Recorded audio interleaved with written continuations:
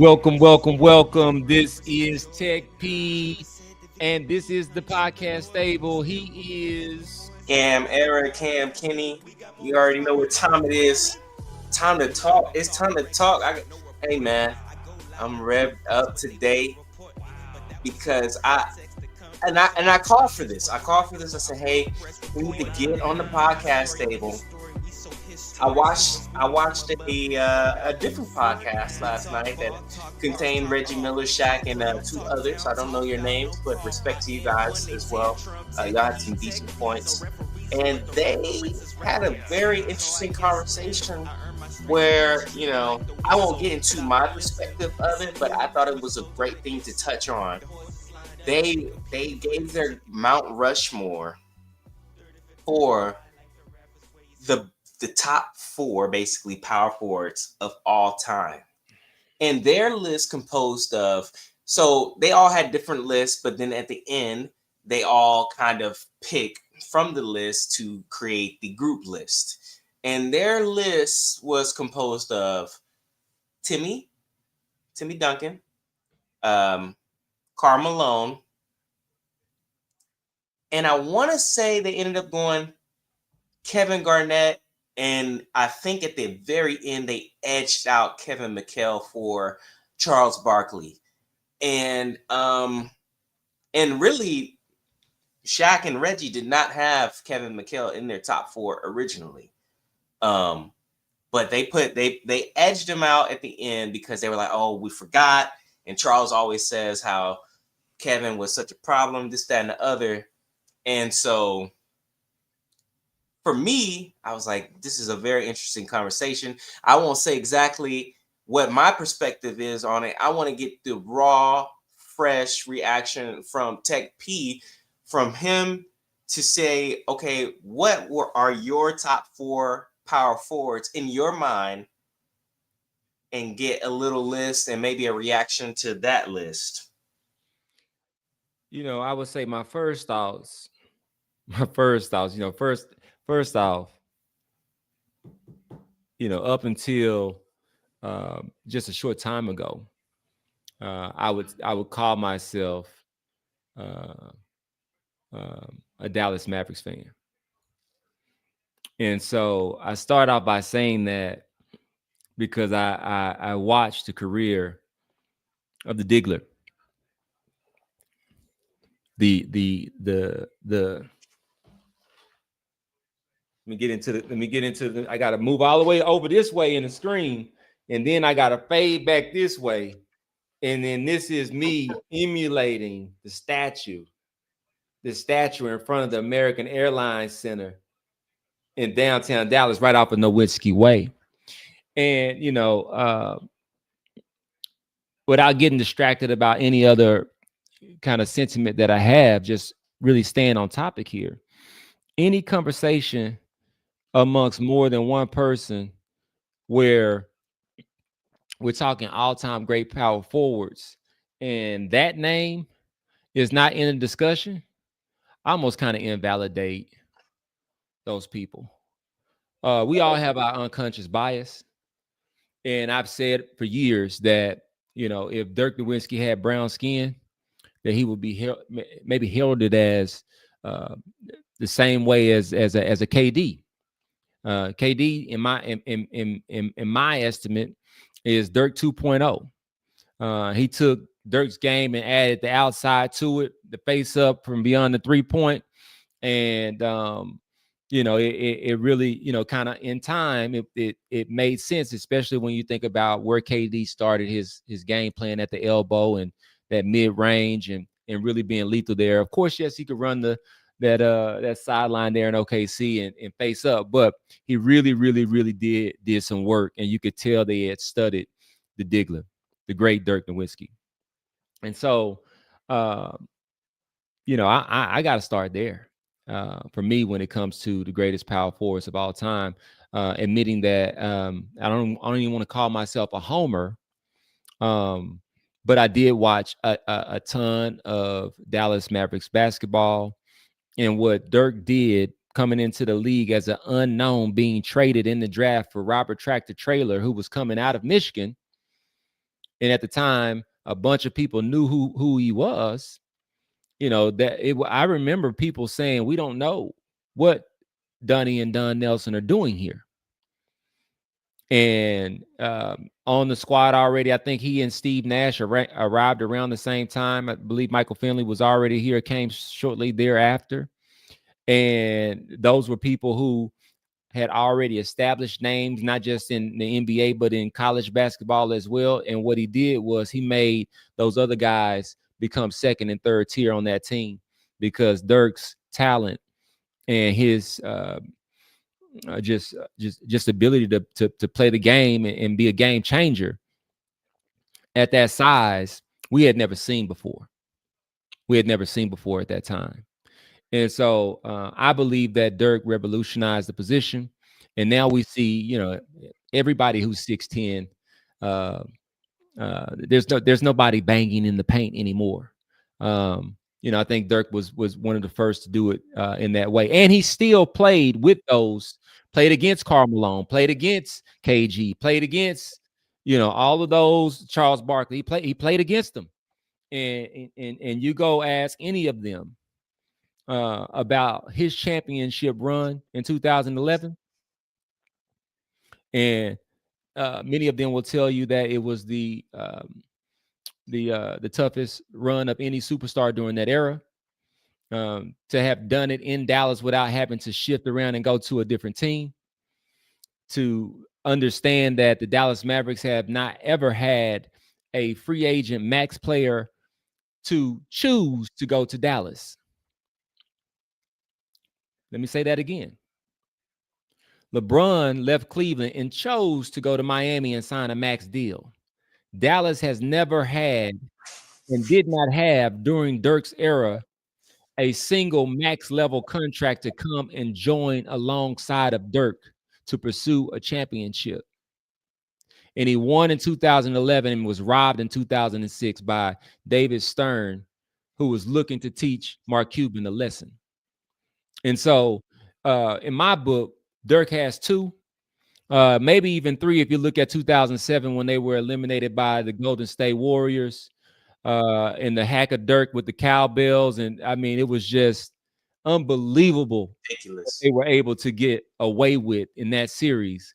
And that was all in a rigged NBA that I've been calling rigged since then. And we'll go right into this rigged gambling conversation that we're going to have about the NBA here on the podcast stable today, 1-1-1-25.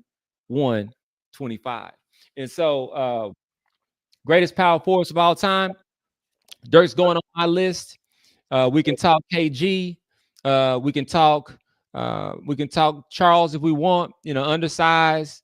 We can talk Karl Malone. I think we have to talk Chris Webber. I think we have to bring that era of power forward into the conversation. We don't hear his name ever in greatest power forwards of all time, but another guy who transformed in the role was Rasheed Wallace. If you think about his career from Portland to Detroit, I mean, he was a problem. He was a problem. Who else comes to mind? In the 80s, that was the era of back to the basket fives. And so I don't remember a ton of power forwards being yeah, I don't remember a ton. It was really early 90s. And when you had Karl Malone, Charles Barkley, if there's anyone out there watching, feel free to jump into the comments and tell me who I'm missing. In the early 80s, and then you went early 90s, and then we went to Tim Duncan won in 99 was his first championship against I think it was the Knicks. So summer of 99 they won, and that kind of ushered in that era of power forwards, which that was KG, Tim Duncan, Dirk, Chris Webber, Rasheed. Yeah, I mean, they had at the time you had a crafty guy like Antoine Walker was putting up big numbers out of Boston. Yeah, playing power forward, point forward. And so that position was starting to evolve. And so now you look at it, and now we've gone to, really, if we really want to be honest, and we want to talk about the greatest power forward of all time, we really want to be honest, we would have to put LeBron in that conversation too, because in a traditional sense, LeBron is a power forward. He is a power forward. He just has such great athleticism, and also he played in a time where basketball allowed for him to really go and start to become positionless. But we went to a game and we saw. I pointed it out to you. We saw Dwight Howard, LeBron James, and AD standing right next to each other. Do you remember this? No, this must have been Nixon. No, I think this was you. I've never seen Dwight We, Howard in we person. didn't we I've didn't never see seen we Dwight didn't see the Lakers. We didn't go see the Mavs and the Lakers together. No, We stopped by. We stopped by and was we saw we saw the game right before the lockdown. It was Zion's first back-to-back in Dallas versus Luka and Kristaps, and Okay. Lonzo was on the Pelicans still. So that's the game we saw together. I've never Okay. seen LeBron in real life. I've never seen Dwight in real life. Um, Yeah. yeah, So I saw around that same time, because that was the COVID season. I saw LeBron, Dwight, and AD standing right next to each other. Who you think was the tallest? who do I think was the tallest out of them? Yeah. I would say probably slightly AD, LeBron, then Dwight. I That's think what I Dwight is saw. probably the shortest. Yeah, That's what I saw. yeah. That's what I saw. And I was Right. probably 7 to 12 rows off the floor. So I was in that first section. So it wasn't like I was sitting there to be able to see them. But when they were standing right next to each other during the anthem, Mhm. LeBron looked to be second tallest, and Dwight Howard looked to be the shortest. I mean, the shortest of them. Them three. Yeah. Yeah. For sure. So how is LeBron not considered a power forward? And AD is saying, I'm not a center, I am a power forward. So I think that is a great segue because that I think that is why they started off kind of. Shaq basically said, "Is Dirk a power forward?" And some of them say yes. He's not a power forward. He basically flat out says no, he's not a power forward. So it depends on what your criteria is for a power forward. For me personally, Hold on, before you move on, what was the statement that was made to justify Dirk not being a power forward? well, he was taking literally the word power and how Oh. in Dirk's game So there is is no power forward anymore, ever. Power forward is done he because there is basically no said power in the that game. he said maybe Giannis is a power forward, but he wouldn't put Giannis in any of these conversations. It's too early and this, that, and the other.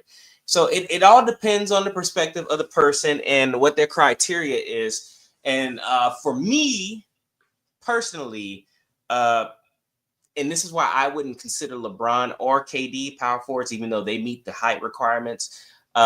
You have to have, and I'm not saying KD doesn't have a back to the basket game or LeBron doesn't either. I'm not saying they don't, but I'm saying that these people that are, power forwards are basically performing mostly on the block in that area below the free throw line. And that's where they're getting most of their money-ons from. They can get money-ons from, different places and stuff like that. But that's for me. And it doesn't So have that to be means that power. Michael Jordan in the second 3P, he's a power forward then. Michael Jordan's the greatest. but he was getting his Great. bunions from the bottom of the triangle on the post and orchestrating from there, dealing from there, turn around, pump fake. Michael Jordan, this is what he was doing. So was he a power forward then, based off of that definition? Time out. That's not my only. Remember, I started off saying LeBron and KD meet the height requirement for the power forward position. Oh, so there's a height requirement, and you got to get money. Well, no, time out. Like I said, it's perspective. Everybody Okay. has their own perspective. One to gradation. But for me, Dirk definitely is qualified. And for the people that did not put Dirk, and this is why I let you go first, because this is why I brought it up. For me, anybody without context, my name is Cameron McKinney. I grew up here in Dallas. I was not a Dallas fan of any teams whatsoever. In fact, a hater of both of the major teams that I considered of sports that I liked watching, the Cowboys and the Mavericks. So I've watched Dirk with a hateful eye for a very long time, all the way up until 2011. And that was the turning point for me. And what I witnessed him to do in 2011, taking down my team convincingly, my power forward, Pau Gasol, no answers. Next round, taking out, I think he took out the Spurs. Took out the Spurs and Timmy, no answers. Then he gets to the conference finals, faces the baby Thunder, OKC. Yeah. Ibaka, no answers. And then he goes up against who some of you would consider the greatest of all time. He goes up against him, and he's the best player on the floor. He goes up against one of the top 5 shooting guards of all time in Dwayne Wade, and he's the best player on the floor, and it's not really close. And then when you go back and examine 2006, there's a lot of favorable calls, and this is me without my hateful eye anymore. I'm watching a lot of favorable calls going towards the Heat for the Heat. The next year, they're allowed to hack and berate this man like they've never allowed them to do Nikola Jokic. They've never allowed them to do this to other players, but they're letting them do it to Dirk. And he's won an MVP. He's led his team to Determined. first seeds. The Diggler. He cannot be left off of this list, in my opinion. And I've pretty much talked myself into him being the second. And honestly, when I look at him and Timmy, he has much more. He had much less stability than Tim Duncan had in his career. And for me, I think it would be even debatable for that. I have Dirk as at the very least a top 20 player of all time. I would put him maybe in that top 15 range. I would have to go through that list, but I have so much respect for Dirk. And I know that if Dirk was playing today, if Dirk was in the game right now in the, what is this, 2025, 2026 season, he would be the best player in the NBA, especially for what his skill set allows and how they cannot defend in a certain way anymore. This guy is great, and we can't do this to him. But yeah, for me, my list would go, I would have Dirk and Timmy. I would also have Kevin McHale. I'm a Lakers fan. I have a lot of great respect for the great Celtics players. After the 60s, I got a lot of respect for Bill, of course. But as far as just like being players, Kevin McHale, I have a lot of respect for him. So that last spot is the tough one for me because you got Kevin Garnett, the ticket, another Celtics player eventually. And you got Charles Barkley, became his own, really great player once he got to Phoenix. He, buddingly great in Philadelphia. And then you got Karl Malone, the mailman for me. So my last spot, I don't know which route I actually want to go, but Dirk Nowitzki is above all of those 3 players that I just named. And none of them were able to do, I mean, maybe Charles was the closest as far as like a gauntlet run, but I'm not putting Charles Barkley at 6'4" over Dirk Nowitzki. Now, he overexcelled for his height, for his position. That's great, but we're just talking about greatest.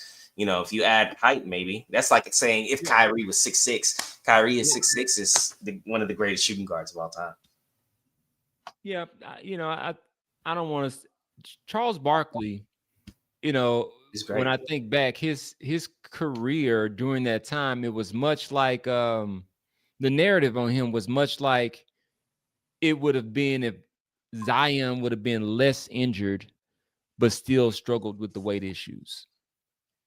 And so there was, of course, not as much media coverage as it is today at that time, but there was always talk about Chuck's lack of discipline. And remember, he even made the commercials. I'm not your role model. And he, I yeah, don't necessarily disagree with that no, I'm personally, not.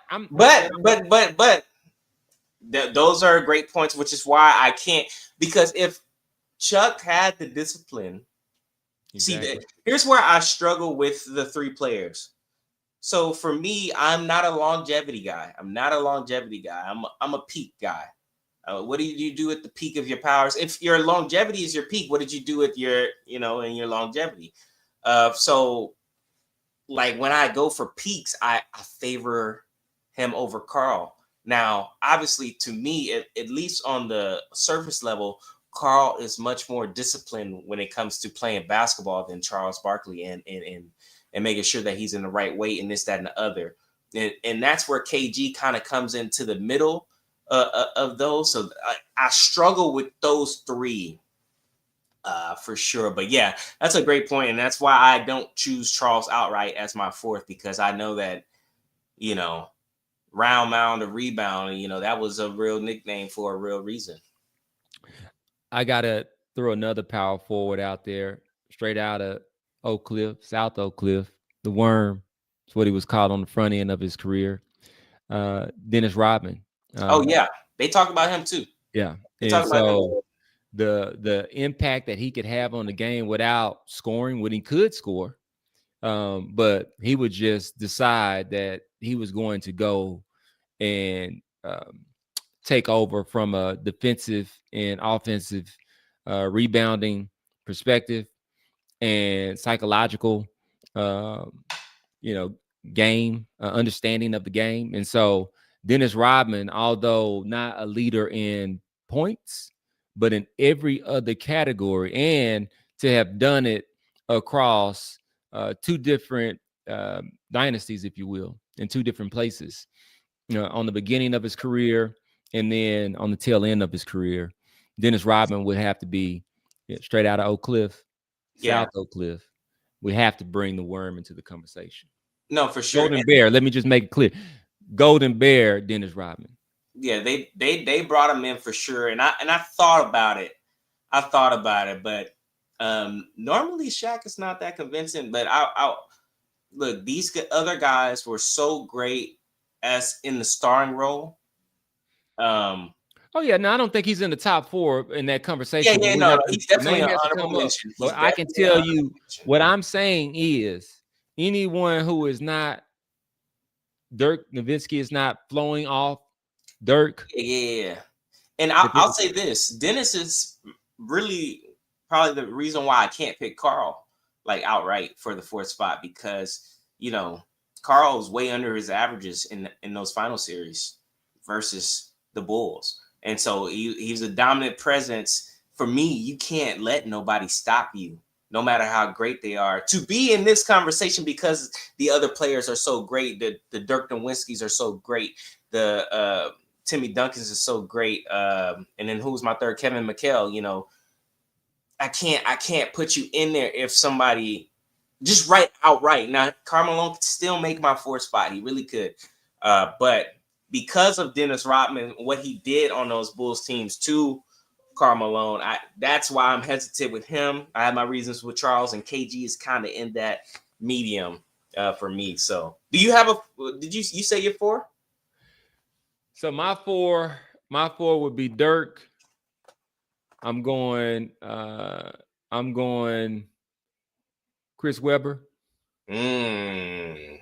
I'm going Chris Webber and with your peak, your peak. His Not Chris. No, Chris is not his career, cheated. it just kind of. I mean, there was just a falling off, and it was a physical thing. But in the Golden State, Washington, Sacramento, Yeah. I mean, he came in from the very jump and dominated cultural shifting Chris Webber. So I'm taking Dirk. I'm taking Chris Webber. I'll take. I also take Tim Duncan for sure.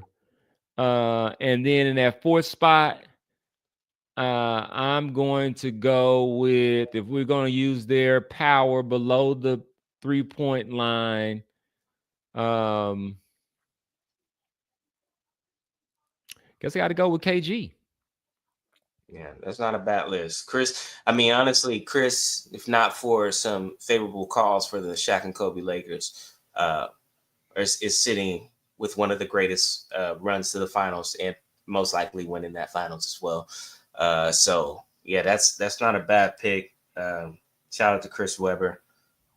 Yeah, that's a solid. That's a very solid list. I'm gonna stick with Kevin McHale though because Kevin McHale. Hey man, Another name that we didn't have come up, what's up? straight out of South Dallas, Hmm. Chris Bosh. Chris Bosh. Shout out to Chris Bosh. They like to minimalize what he did. I, and when it comes to the players that I actually watch, I just have a different respect for them. We can't pull up stats. Like you pull up his stats, I'm not listening to none of that because there's people that's averaging more today, but they're not better than Chris Bosh. I Yeah, mean, and Chris Bosh, um, his career was cut short. Um, and mhm. then also he went and allowed for that team dynamic to turn him into a corner 3-point shooting big. When before that in Toronto, Yeah, nice. The boy was nice. hey, toss him the rock, number one option. Shout out to Kevin Love too. If we're gonna Yep. talk about guys that have been turned, because I used to when I first, I don't know if we had like a free pass or something to watch NBA League Pass or something, but I had NBA League Pass for a season, and I would watch Minnesota Timberwolves games, and this guy was averaging 30 and 20 something rebounds. Yeah. Early in the season, just out here dishing. Nobody, no hope on the team. Like I can't name you no other Timberwolf. Maybe Wesley Johnson was on the team, but like this guy was straight balling and hooping, and he's not 6'11. He's like 6'7, 6'8 mostly. Yeah, at the most. And he was out there getting boards, hustling. He's not the greatest defender, but he could shoot from the range. He could shoot from the mid range. He can get to the bucket, and he had post moves, post control. Kevin Love was solid, and he played his role on championship teams as well. And people don't want to give him the credit for that, so I want to give a shout out to Kevin Love as well. Not on Fantastic. my list, but yeah, definitely shout out to K Love. But we kind of touched on it a little earlier. We got some stuff going on in the NBA that is probably going to be a continued story throughout the season. We got Terry Rozier, basically Terry Rozier and Chauncey Billups basically sent home for what do they call it, indefinitely, until whatever gets resolved or whatever, and some type of allegation of gambling. Where in Terry Rozier's case, it's they saying he might have came out of a game early. In Chauncey's case, it's about a table, uh, leading people towards tables where they're using X-rays. And then in Damon Jones's case, they are talking about him giving information about an injury before the game. Um, for me personally, if true, all of these are egregious. Now, I think if I had to choose the most egregious out of the three, it would have to be the player. It'd have to be the player. If he's coming out of the game and faking an injury, it's over. It's over because I don't think Damon Jones is the only one that has access to if LeBron is playing or not. And I'm not saying he should be giving out this info or anything like that. Chauncey Billups, these are private rooms with, people that are, I'm not saying it's right, anything that and the other, but if the player is out there, because if anybody that bets, you're already skeptical when when you lose your bet. I had a bet the other night where Jordan Poole I needed him to score 18 points. He had 15 at the half, and he scored 2 points in the second half. And I said, is he that trash, or is this another Terry Rozier? What's going on here? I need an investigation launched. And anybody that's doing anything that Terry Rozier is accused of doing, you're done. And we need to get you out of here. We need you out of here. Now, I'm not saying Terry Rozier did it. I'm just saying if you are doing anything that Terry Rozier has done, we got to get you out of here because the integrity of the sport, at the very least, is in jeopardy. And now you're putting people's pocketbooks in jeopardy. You have to go. You have to go. And hopefully he's innocent. Hopefully Terry is innocent for his sake. Hopefully Chauncey is innocent. Hopefully Damon Jones is innocent, but he's probably the most likely not innocent, uh, allegedly. But yeah, now the Terry Rozier, that one is foul. That one is. Let me take this moment to say that I would highly encourage anyone who is gambling on sports to stop. There are programs out there. And the reason why I say this is because a casino or machine or these odds makers, they're leveraging technology and algorithms to ensure that they remain profitable. For sure. And so that's the reason why they would even be looking this closely at these abnormalities and saying, hey, what's this? Maybe somebody can take away from our profits by, sharing some inside information or whatever the case is.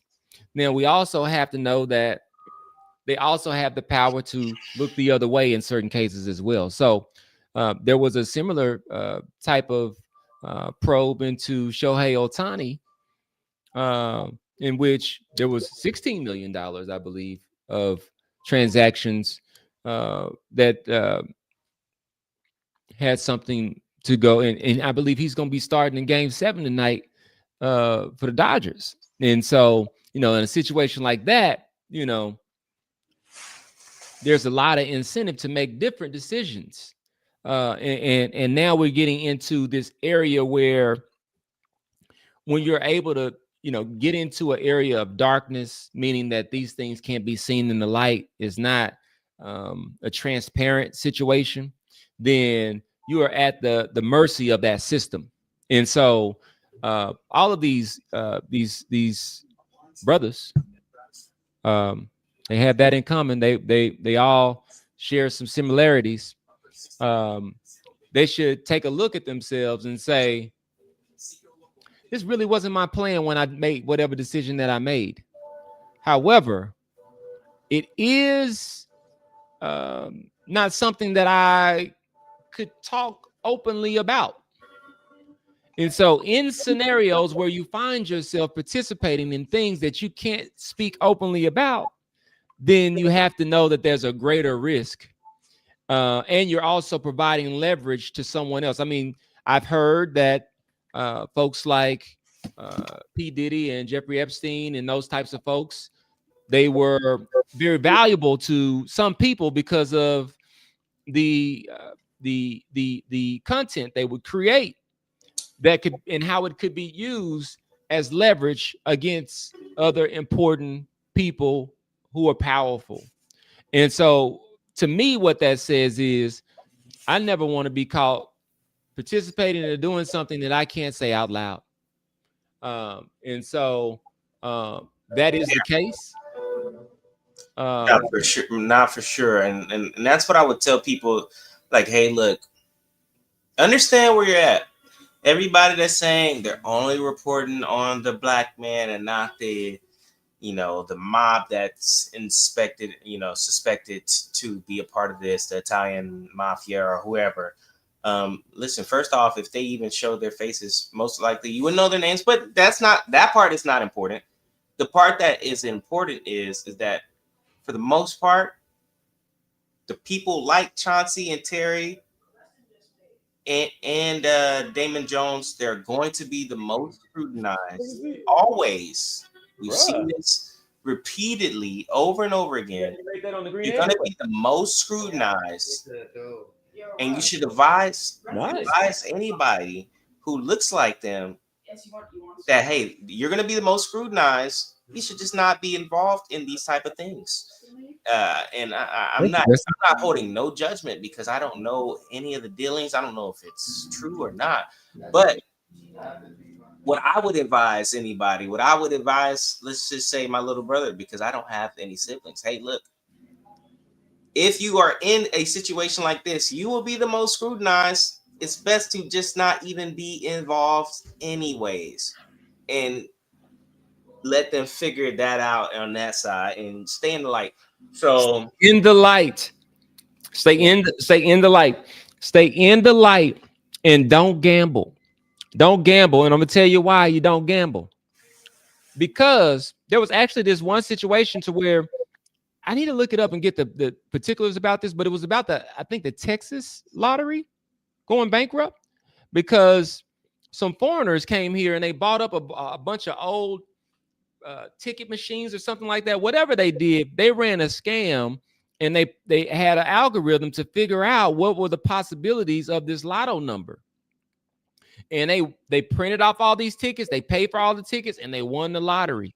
man, And it was something that when the government looked back at it, or Texas government, the law looked back at him like, wow, we're in a situation to where they figured out a set of tools and technology to where they can win every time. Whenever it makes sense for the lottery to hit a certain amount, then they would just turn on their machines and print up their tickets and go out and win the lottery.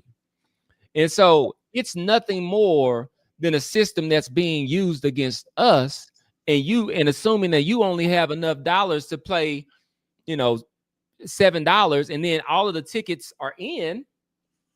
And now we're sitting around waiting. Oh, no winner today. Oh, now we're going to go back and play tomorrow. Listen, we need to get together. We need to turn our attention to something else. We need to turn our attention to something else. I would like to. I can't say we need to, but for those of us who want to do so and want to now participate in something to where we can actually go out and invest or educate ourselves in a way that is less with less risk. And we will determine based off of where we invest at who the benefactors are, because who are the benefactors of the lottery? You think they're just paying? There's no such thing as a business that's not profitable. So who is the benefactors? It's not us, not me. I don't play it. I don't expect anything from it. And so I just would highly, I remember when there was no gambling in sports. Pete Rose was kept out of the Hall of Fame his whole career because they said he had gambled in sports. And now everywhere we turn, there's a gambling ad with sports.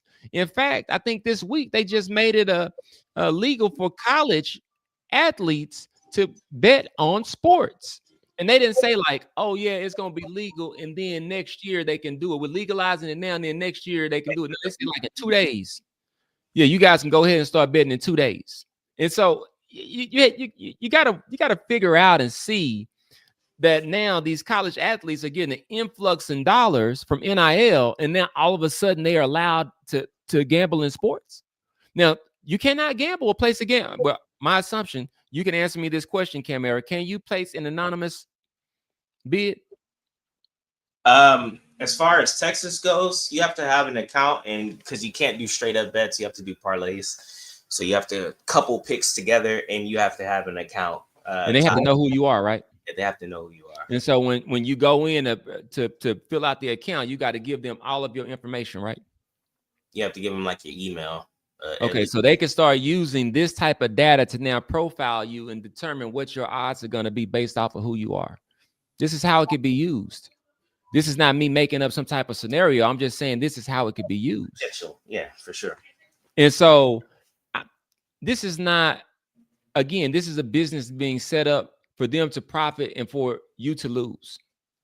And so you also have to understand the role that dopamine and serotonin plays and how they can allow for you to actually, they'll look at an algorithm and they'll look at your demographic and say, hey, based off of this, let's let this person win up to this level, so that the data shows that once they win up to this level, then they're more susceptible to actually pursue larger bets or whatever the data shows them. But what I can tell you is that if you go and you start putting together a system leveraging data against them, then you will be breaking the law. You'll be breaking the law in some way because it's, you can't hear me? All right, let's move on. Oh, I think he was saying his audio was glitching, so he's going to have to rejoin. But for those of you still out there, be safe. I hear a lot of people talking about sports betting, and I see a bunch of former athletes and podcasts that are being sponsored by, um, those uh, um, being sponsored by those organizations and those institutions, those companies. And, I've seen instances where, people like Drake or somebody like that will start talking about how much they're winning, and they may not even have been betting with real money. And so these systems and media and these sports and media personalities and entertainers, they have a vested interest in their own pocketbook, and they're being paid, and they are proving that they will, for $1, tell you anything and mislead you and allow for themselves to be used just as long as they can actually be paid for that. And so once integration, we actually think about things a bit differently. What we want is to make sure that there's a responsible use of technology, and we're doing our best effort in uh, pointing out some of these disparities. And so, I'll tell you that there's a demographic that they're targeting for these betting sites and these betting businesses, and there's an increased amount of dollars leaving certain communities by this amount of targeting. And so we should think about what would those dollars look like inside of the community, rather than chasing dopamine hits from hitting parlays. Well, well said, Tech P. We got another topic, and I know on the theme song I say no more Bron versus Jordan, but I say every day. Yeah. But I do want to touch on currently, the status of both players. It doesn't have to be a versus, but you got LeBron right now out with a sciatic nerve injury. Um, and then you got Jordan chopping up sections of one interview that's airing weekly on what is it, NBC, uh, during the basketball games. And I have to tell you, I had to bring it up because I watched that first one and I say, we don't need this. And I like Michael Jordan. I like everything that he stands for and played for, the way that he played and carried himself. But for them to advertise it in this way and it just be an interview that's chopped up and cut up and whatever, we don't need to hear this. We don't need to hear this. Like, I could have told you everything that he was going to say. Um, we don't. I don't care for it. And I think the reason why it kind of offended me was because what he said, you know, you don't, or the interviewer, you don't need to do this, and why are you doing this? I wanted to give back to the game and da da da. Look, I understand, monetary wise of what you command, this, that, and the other. But if you're like wanting to give back into the game, like there's a more authentic way of doing it versus like you cutting up one interview and chopping it up. Like I respect what Charles and them do. I don't always agree with Charles, Shaq, and Kenny and all that stuff. And I'm not saying Mike needs to be doing that every week, but that's the way that it was advertised. I don't want to see an interview. I didn't watch the second one. I won't watch the second one. Won't watch the third one. Don't care. I do not care about one interview where everything's nice and chopped up and not on a nice platter. I don't care. I really don't, and I really don't like that you did it. And this is no offense to you, Mike. I understand from whatever perspective that you got going on, but for me, um, that's not it. And Bron, uh, people think I hate Bron. People really, people really do think I hate Bron. There is one player that is probably a better consideration for a disdain. I won't say hate, but I don't like. I don't like it. Won't because there are a lot of players I don't like how they play, but there's only one player that I think gets away with playing this way, and we don't have to get into that today. But I think there's one player that gets away with playing a certain way that other players could not get away with.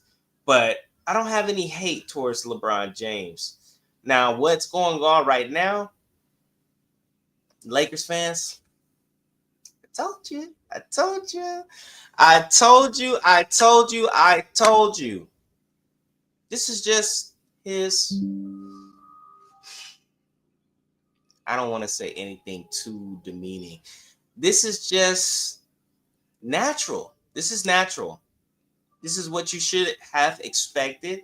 This is what comes with the experience. What's he doing now?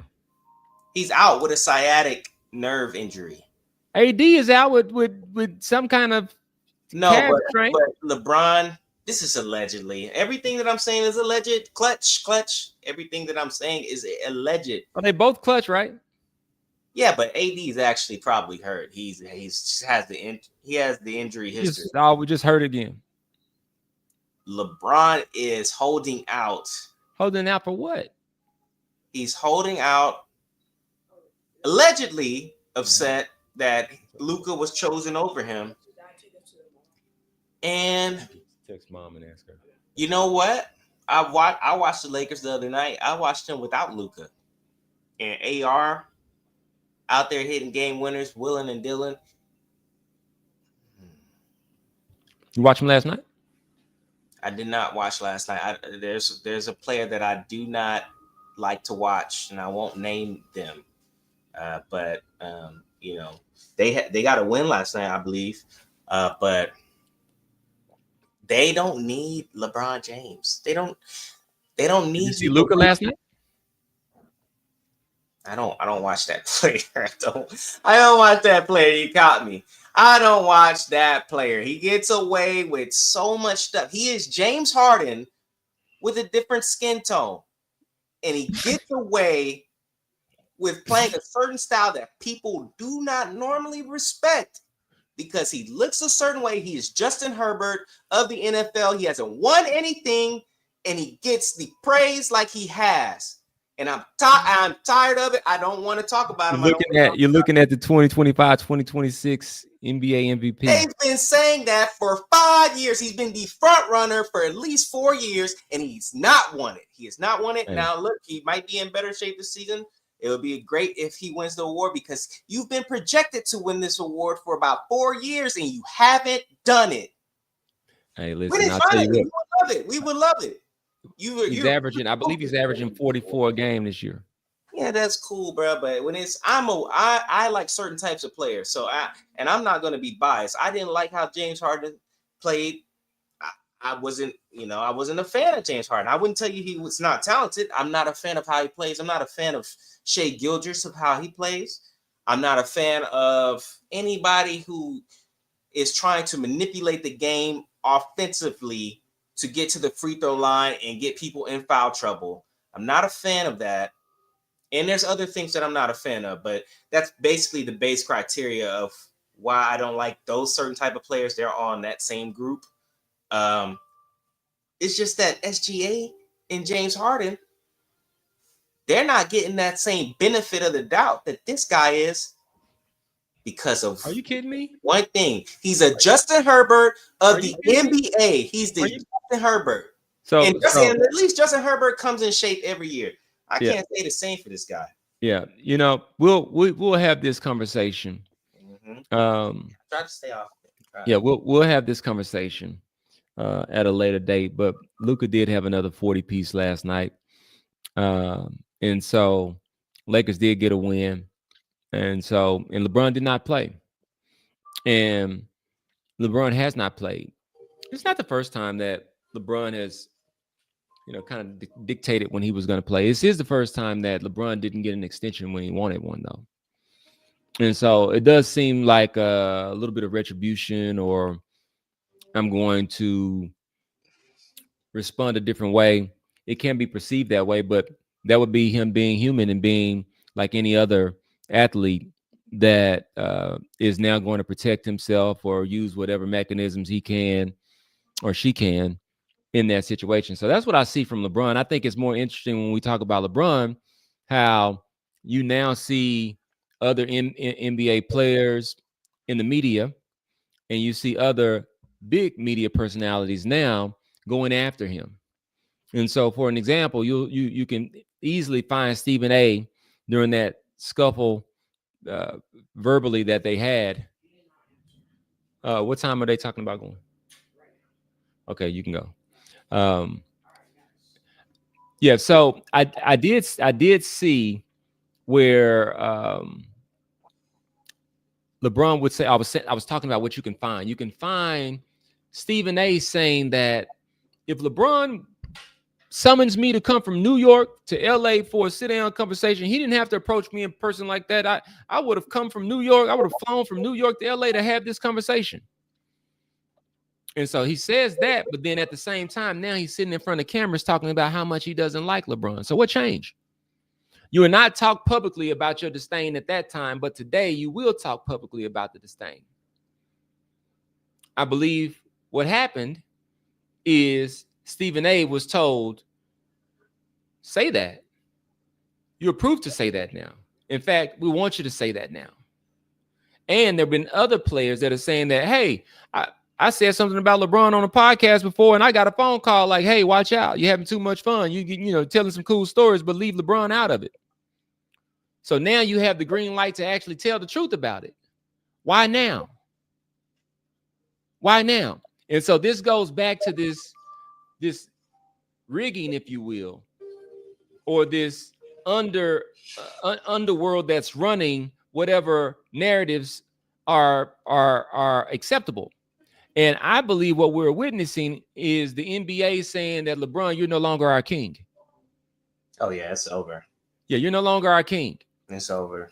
You can stick around if you'd like to play to our hand now, meaning that you can sign that this deal, but you're not getting the Mac deal anymore. And oh, by the way, this whole NBA owner thing probably not going to happen unless you do it under our approach, which is to partner with the people we want you to partner with. And then we will, as we do, we will accept you then. But if you thought you, Rich Paul, and the rest of y'all was going to come on your own and then just straight up buy a team, no. It's interesting, to think about it this way. I saw, and I don't know if this is fact or not, I saw that Mark Davis had purchased the Las Vegas Aces for something like $2 million like 3 years ago, and now they're worth like 200.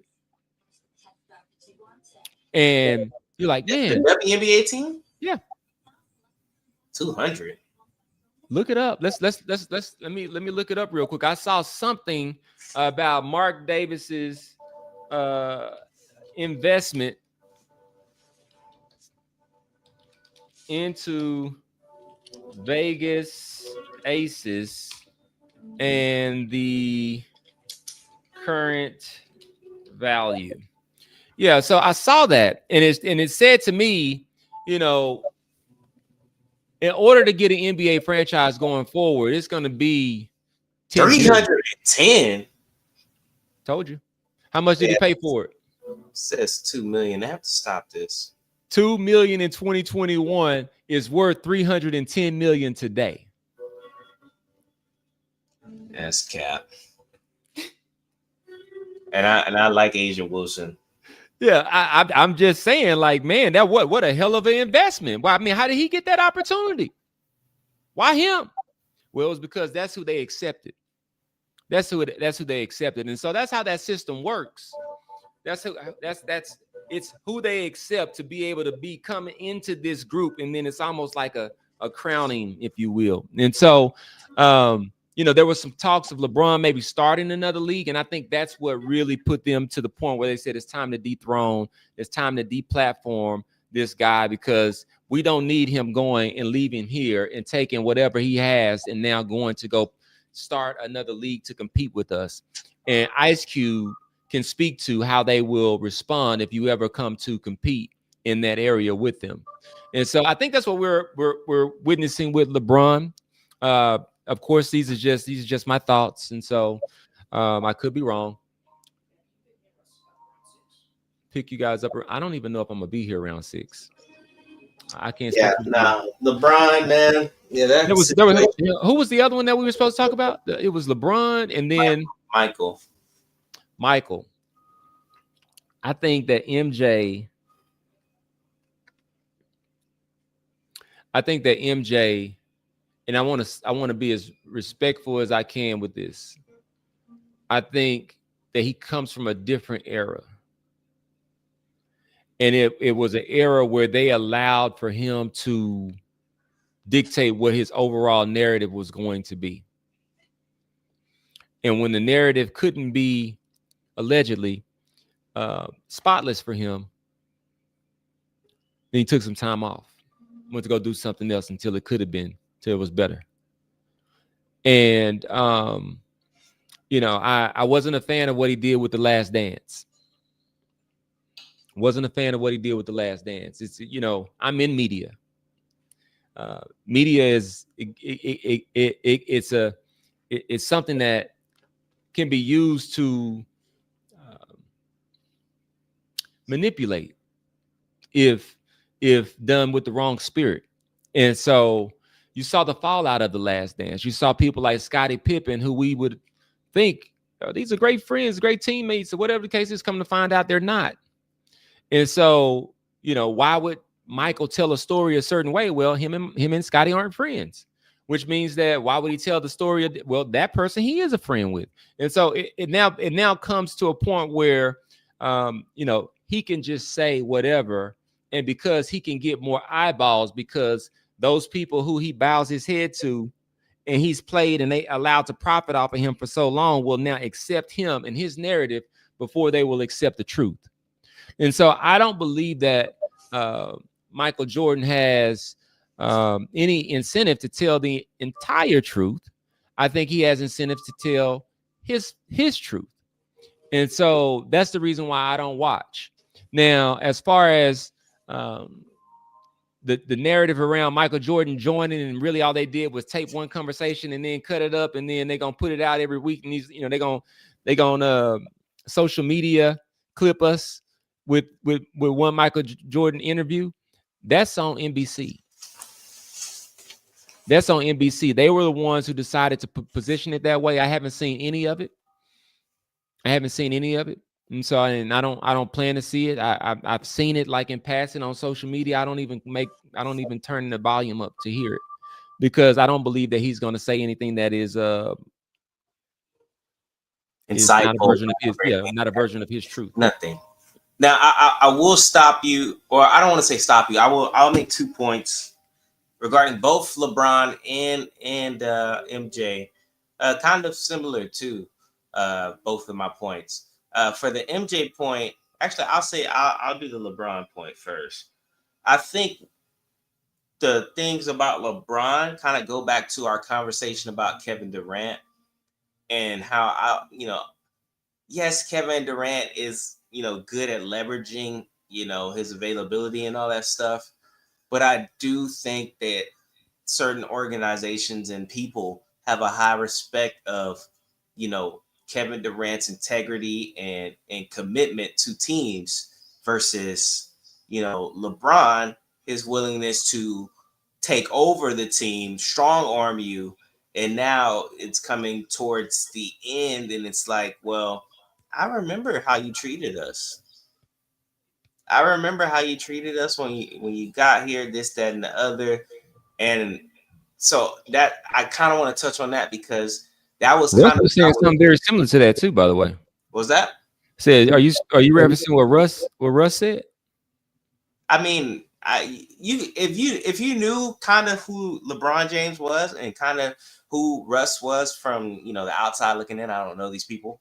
Uh, you knew that they weren't going to get along, but like for example, like you're gonna get strong armed and maybe thrown under the bus when dealing with LeBron in past years, and now I think part of that is culminating back, which is why the other night when I was touching on KD, yeah, I know that he's leveraging his position very well and that stuff, but he's also, I think that these people and organizations have a certain respect to his commitment and his integrity, and he doesn't go and like tell them exactly what to do and how to do it, or use the media in certain ways to you know control things.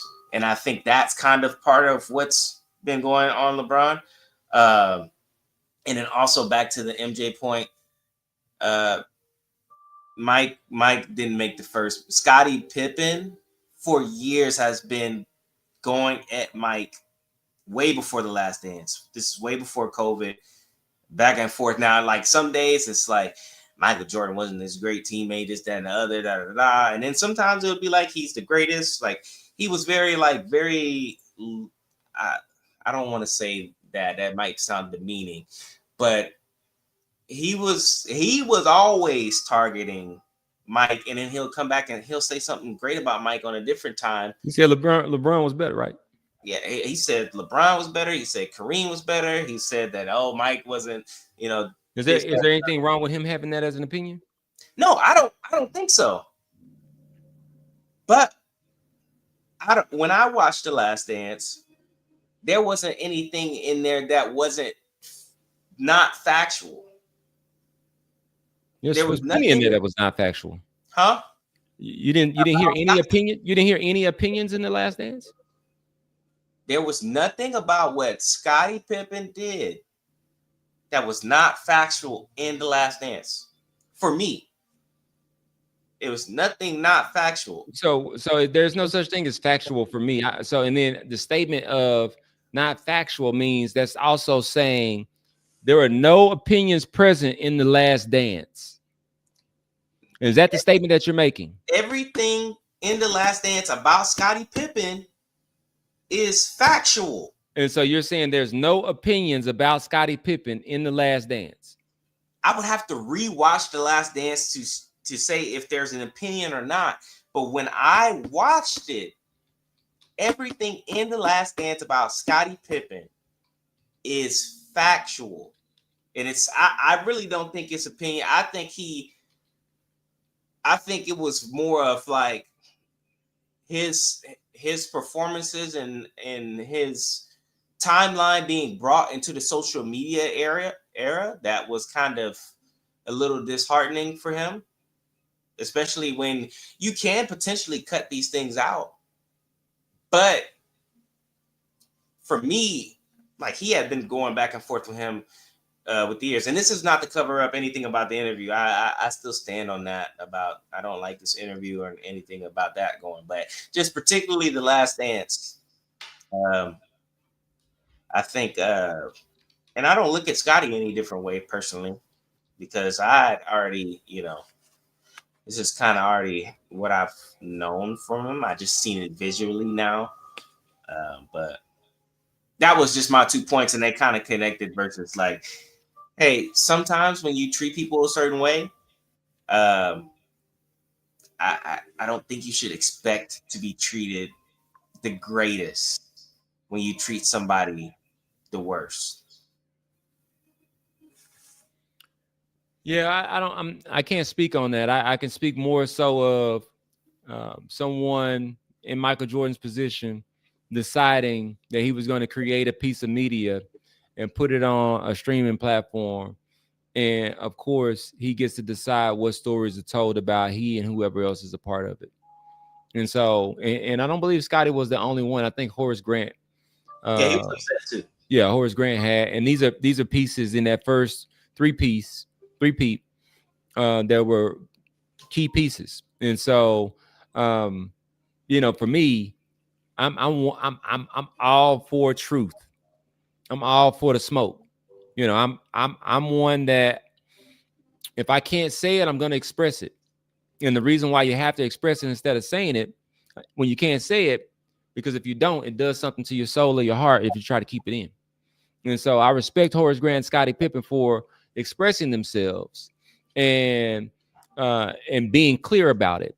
And so I would just say that Michael is the one who draws the most eyeballs, and he got a chance to tell the story from his perspective, and they spoke out against it. And so to now think that on NBC or whatever station it's on, he's going to be any different, I don't think so. I think Michael Jordan's going to tell the story that he wants to tell. And so that's that. Okay.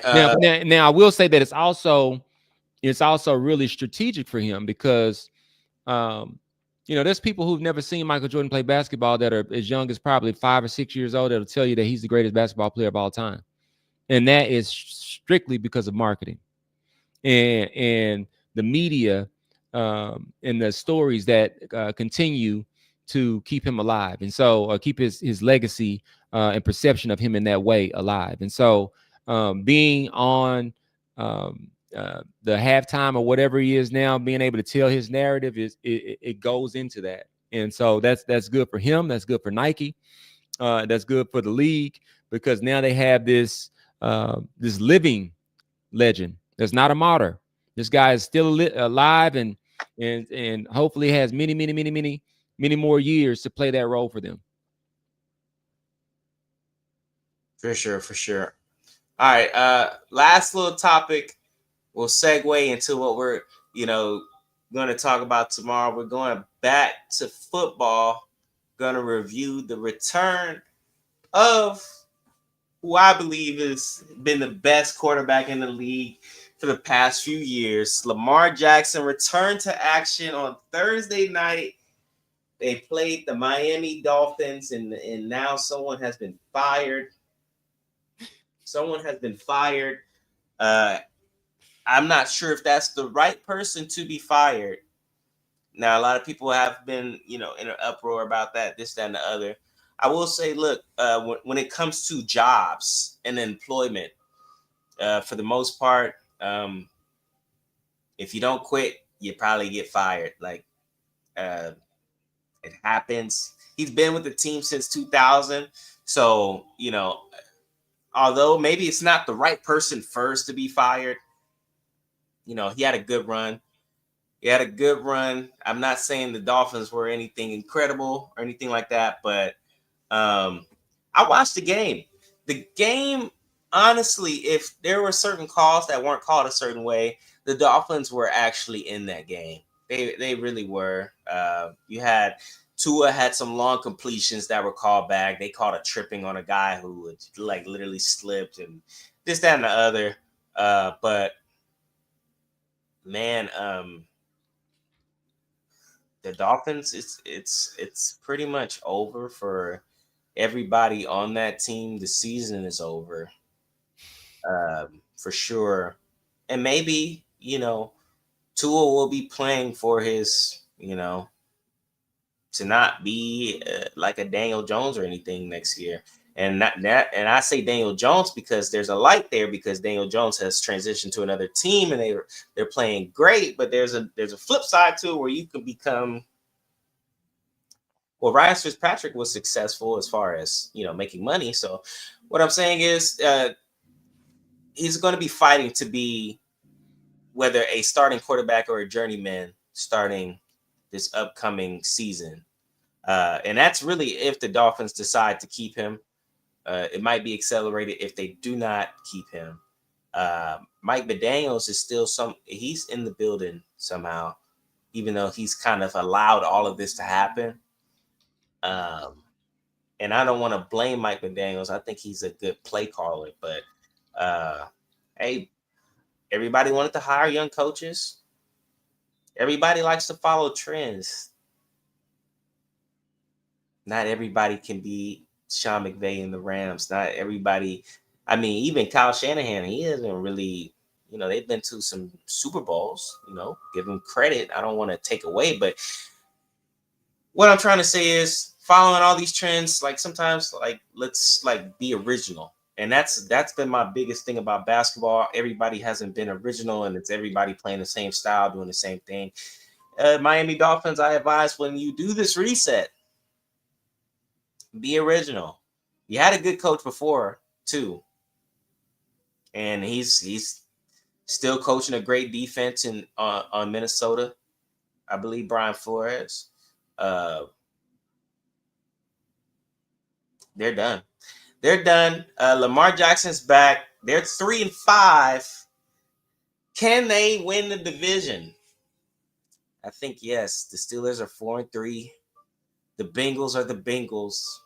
I mean, like they can't stop anybody. So, I mean, one drop pass will determine the game. If they drop a pass, it's over. They're gonna probably lose the game. So the Ravens are back in business, and if Lamar Jackson can come back after missing that many weeks and win the AFC North, maybe even the AFC potentially, we're gonna have to think about that third MVP. They robbed him last year. We're gonna have to think about it. Me personally, I think Lamar Jackson should have two MVPs. Now, his second one I would have gave to Dak. They just had a better defense that year, and they had a better record, so they gave it to Lamar. I would have gave that one to Dak, and then I would have gave last year's to Josh Allen to Lamar because he was much more impressive last year than the year before. But he's back. The Ravens defense is getting a little better. And hopefully I can, when we start doing our picks again, I can start picking the Ravens without having to worry about John Harbaugh. Yeah, you're gonna have a bunch of different games that you can pick the Ravens for because they've got Minnesota, Cleveland, the Jets, the Bengals, the Steelers, the Bengals, the Patriots, and the Packers the rest of the year. And so the majority of those I think are wins for Lamar. And so I'd agree with you there. Was just doing a little bit of research here, and Tua's going to be the starting quarterback of the Miami Dolphins next year. Think so? I mean, you don't have anybody coming out of college that's threatening. Don't have his contract does not allow them to move him. Okay, well, hey. And so there's a significant amount of dead money. He just signed a 4-year extension in July 24. So just over a year ago. Where do they go? Where do they go coaching wise? Like they're gonna probably fire the coach. I don't know that. Who was the guy that owns the Dolphins? Is it Stephen Ross? Something like that. That sounds owner of the Dolphins. I want to say it's Stephen Ross. And the reason why I want to bring this up is because I want to put this in context, and I want to give him his ownership of this, because this sits squarely in his hands. And Stephen Ross, you alluded to it a bit with Flores a moment ago. Josh McDaniel walked into a poop burger of a situation because Stephen Ross and his what's alleged to have been pursuit of losing and tanking, and then wanted to hold the coach accountable for the efforts that he had put towards tanking and the implications of that on the overall culture. And so and then you bring in this particular coaching hire, and I don't know much about him. I never heard about him before now, and this is the result of it. And so this is not Josh McDaniels' fault. I mean, you had Mike McDaniels' fault. You had Tua standing on the podium a few weeks ago, looking to hold his peers accountable for not showing up to meetings. And so, this seems like a cultural thing. And so, I'm very familiar with bad culture and work very sensitive to workplace culture. People tend to think that it just because it's athletics that it works something different or somehow differently. But these are human beings that have to have healthy environments and have to trust the people that are leading them. And Stephen Ross has delivered a poop burger, and we got to give that to him, and he's going to have to address it. And blaming the GM and blaming the coach and blaming everybody but the owner, that's something that only happens and is afforded to people who are billionaires. And so Stephen Ross is a billionaire. And so what I would say to the people of Miami is they maybe should follow my lead, and that is to establish the retired Miami Dolphins fan club and began to, project out, just as we're doing here. Me, the president of the retired Dallas Cowboy fan club, and creating merch. You can find on our website the Week One gerrymandering tee. That's there for those of us who have not and will not take a second team, but want to use our voice to show Jerry Jones we're not supporting this anymore. We're not going to support this anymore. I just last week, just around Dallas, I'm not one to spread a bunch of gossip and things like that, but the level in the absence of character and integrity that I hear and that I can just see, and then I look at the culture of the team, it matches. Surprise, it matches. And so I think that the fans, just like the citizens, whether it be your sports franchise or your political affiliations, if you are into politics, you're going to have to start to really be honest about whether or not those people are delivering for you.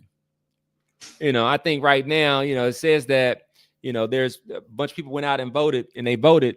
Well, if you voted in that election and we're dealing with what we're dealing with here in America today, there should be some people that are not happy about it. And a few weeks ago, I came out of a meeting at 8 o'clock in the morning. I saw a bunch of people in the street. I'm like, man, I'm going the other way. What is this? Went home, got online. There was something called No King's Day. It was people who were deciding to speak up against whatever it is that they cared about. In this particular day, it was about no kings. Well, that same type of energy can be adapted over to sports. And so it's hashtag fire Nico. It's hashtag retire from the Dallas Cowboys. And I encourage and I offer the Miami Dolphins fans to do the same. I will, as we do in the I guess it would be the Baptist world where we grew up in church. The hand comes up. You say, won't you come? Won't you come? The doors to this fan club are open. The doors to One Integration are open. If you support Fire Nico, the doors are open. Come on, let's go. Right now, I had a guy tell me this morning, oh, you just wait till May to and see if you have the same things to say. What are we waiting to May for? I can tell you right now today, there's not a single asset I have that I'm willing to trade for less than what is worth. There's no such thing as me deciding that I'm going to get rid of an asset without understanding what the market value is. These are basic business principles. And I can point to people that are in very clear positions that came out in the media and they said, this is what they did. You don't have to like Luka to be able to admit that this is what they said. And so fire Nico, hashtag fire Nico. Go to the website, get your gerrymandering gear, support One Integration. Let's have some fun. None of it is personal. None of it is personal. It's all business. It's all business, because what we need to do is we need to drive some humanity back into the world, back into professional sports, back into community, humanity. We talk a lot and watch these players. I'll just say this. I saw a very, very, very popular sports podcast gets a lot of attention, and I saw a male popular lead speaking to a woman, asking her about her son, who was a youth football player, 6 years old. He said, "Are you going? Are you going to get in the way when the?" And then he had a derogatory term for women that he used. Come after your son. And and she began to respond and talk about the role his father would play, and that his father had another derogatory term she used. And I'm like, man, where are we in the world today where we cannot recognize that as toxic? And so we just need to have an alternative for those who want to have fruitful conversations, fruitful dialogue. They want to be a part of things that actually talk about how we can actually do better, and tell the truth about things that are not serving us. And so that's what I hope to bring by way of the podcast stable and the other Once Integration Media Productions. For us, we're just getting started. This is Young Cam. Many of you out there have seen VHS tapes in New Livingston Hall of him running around in PJs. For me being a teenage dad away at college, and now here we are sitting on the set talking sports together. Want to welcome any of you in, but this is just one of the productions that we have, and this is really about addressing the challenges that I can see inside of social media. We had a few weeks ago, there was an acquisition of TikTok that was made by Larry Ellison, owner of Oracle, and also recently purchaser of Paramount, I believe it was. And so Larry was spending all this money acquiring all of these media assets, becoming one of the media titans, along with Zuckerberg and who else is the other one? Elon. And so then a political figure was celebrating this and saying that we had acquired we had a big win in acquiring a weapon. And I was listening to him, and then he went on to say that weapon was TikTok, and it was social media. And I said, wow, he's describing social media as a weapon. I wonder how many people on social media know that they're participating in a weapon. And so, I think we're living in an amazing time where the truth is right in front of us, and the algorithm is doing its best to hide it. And so for us, what we say is join Once Integration. Once Integration is a place where we leverage technology to make sure that we're curating resources for your best overall well-being. It is not failed upon me that we should allow for someone to leverage technology against us without I'm gonna say myself and my comrades that join Once Integration putting together a strategy to support humanity in a way that would allow for us to unify and go out and deliver our best well-being. And so there's going to be some chaos, and we do need to raise some hell. And those of you that feel passionate about No Kings should organize. And the things that you feel passionate about, you should be able to do so with the right resources to not be silenced. And so we support free speech. We support humanity being supported and in love. And so this is Once Integration. This is the podcast stable. And for anyone out there, we have plans that you can join and be a host. You can be a catalyst. Just hit us up. We're here to support you in pursuit of your purpose. Ebony is out there. She's saying, let's raise hell. She's known me for 45 plus years now. And so I've been in the lab. It's been some dark times. I used to have a handgun sitting right up there in my office. I went and locked it up so I wouldn't have to see it.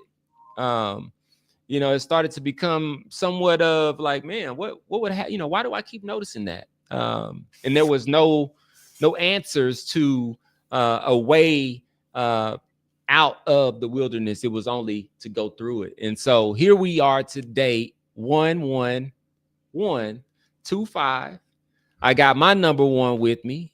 We're talking a little bit of sports. We're just heating up.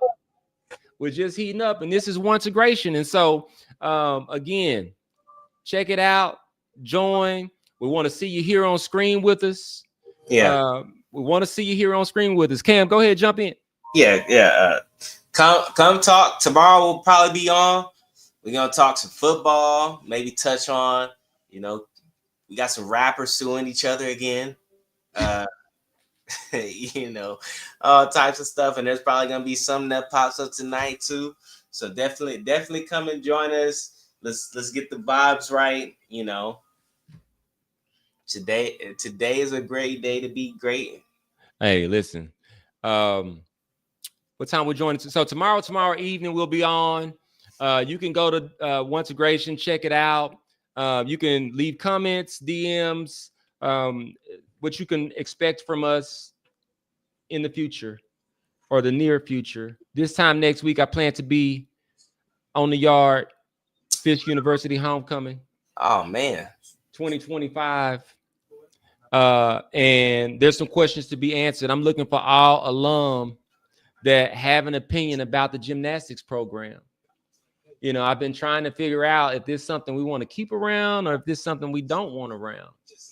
I'm gonna go ahead and put, my heart on the line and let you know that I believe that the gymnastics program is the key to us being able to tell a really, really unique story about the university, and for us to be able to make some change. I mean, you only get one opportunity to be the first, and so we are the first HBCU gymnastics team. We're cheering really, really loud for the first and only year of Morgan Price, our Morgan Price in the SEC with the Razorbacks this year.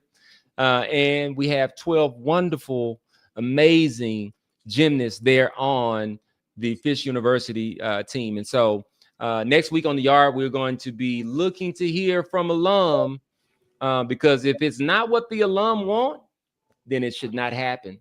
And so I am going to wait to take the next steps towards pursuing the strategy of supporting the university and these girls until I hear from you on the yard next week, at home on the yard. Aaliyah, Liberty, Unfiltered. I've had a few phone calls and say, "Hey, is the White George coming with you?"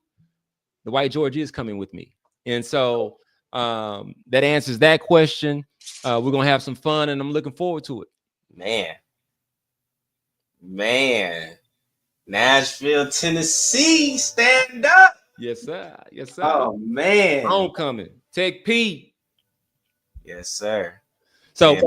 Any last words? Let's jump out of here, man. Yeah. I also saw some breaking news about Ja just now, so we're gonna talk about that What tomorrow happened? too. He got suspended for a game by the team. Okay. Tomorrow. So we got a lot to talk about tomorrow. Anybody that wants to join, come on and join. Let's have a great conversation. It's been a great conversation today, as always, with the one and only Tech P. Camera. We signing off. Peace. Podcast stable.